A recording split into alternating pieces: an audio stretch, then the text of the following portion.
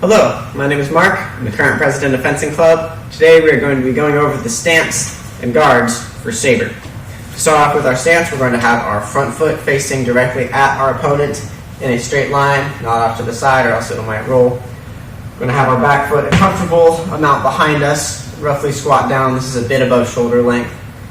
Our back foot is going to be 90 degrees from our front foot. Our torso is not going to be facing our opponent, but instead going to be facing away, which gives a smaller target area.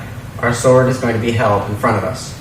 Now, the way you hold the sword is with your thumb and your pointer finger. Thumb goes on the back, pointer finger wraps around.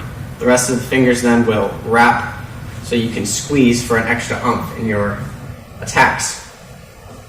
From guards, you have three main positions. You have the middle guards, high guards, and low guards. Then you have the outside line, center line, and inside line. So to start off with guards, for the middle guards, is going to be very point forward, very offensive. It's kind of a jack of all trades. You have a lot of options here.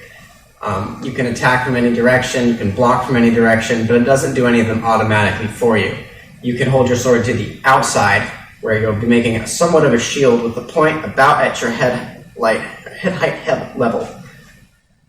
As you extend it out, you should be making that wall, protecting any attacks coming from the outside. Likewise, your guard is facing so that your knuckles don't get hit. You can also roll the guard over to the inside line and do the same thing.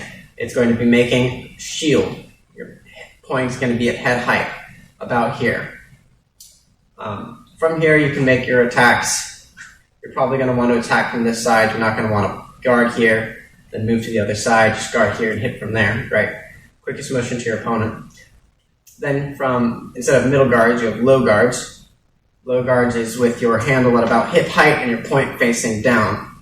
This is more defensive. It's good for energy generation. You don't have to hold your sword out here. Your shoulders, your tie gets tired. You can just pull it down here. You can either put your point to the outside or the inside, but most commonly you point it toward the center. From here, it's really easy to come up and block any attack your opponent swings at you. You know which way it's coming because it's not going to come below the guard because your guard's as low as it can get. This is called a fool's guard, either because you're foolish for not defending yourself or your opponent's a fool for falling for a quick and easy deflect and attack. It's up for interpretation. The other idea is high guards, where your high guard, you're either going to want to be in the center, pointing directly at your opponent, or you're going to want it off to either side, either the outside or the inside, and this should make a small little line. This will protect anything from coming in. Most commonly it's out to the outside because that's a lot more comfortable than twisting your arm around. This is good for defending anything coming from below and automatically protecting up high. It's also very good for swinging your sword around, getting a little bit of extra momentum for your attacks. Thank you very much.